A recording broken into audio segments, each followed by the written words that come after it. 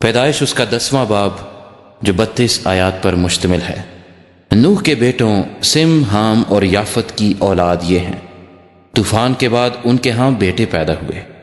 بنی یافت یہ ہیں: جمر اور ماجوج اور مادی اور یاوان اور توبل اور مسک اور تیراس۔ اور جمر کے بیٹے اشک ناز اور ریفت اور تجرما، اور یاوان کے بیٹے الیسا اور ترسیس، کتی اور دودانی۔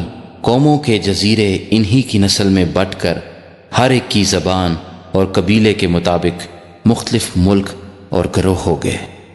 اور بنی حام یہ ہیں: کوش اور مصر اور فوت اور کنان۔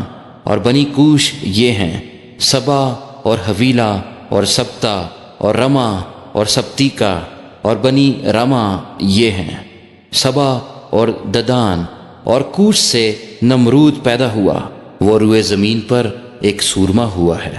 خداوند کے سامنے وہ ایک شکاری سورما ہوا ہے، اس لیے یہ مثل چلی کہ خداوند کے سامنے نمرود سا شکاری سورما۔ اور اس کی بادشاہی کی ابتدا ملک سنار میں بابل اور ارک اور اکاد اور کلنا سے ہوئی۔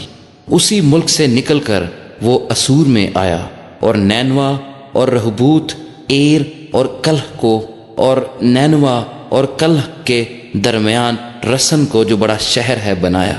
اور مصر سے لودی اور انامی اور لہابی اور لفتوہی اور فتروسی اور کسلوہی، جن سے فلسطی نکلے، اور کفتوری پیدا ہوئے۔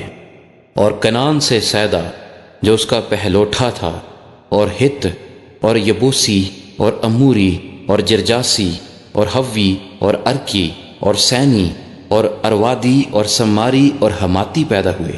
اور بعد میں کنانی قبیلے پھیل گئے۔ اور کنانیوں کی حد یہ ہے: سیدا سے غزہ تک جو جرار کے راستے پر ہے، پھر وہاں سے لسا تک جو سدوم اور امورا اور ادما اور زبیان کی راہ پر ہے۔ سو بنی حام یہ ہیں جو اپنے اپنے ملک اور گروہوں میں اپنے قبیلوں اور اپنی زبانوں کے مطابق آباد ہیں۔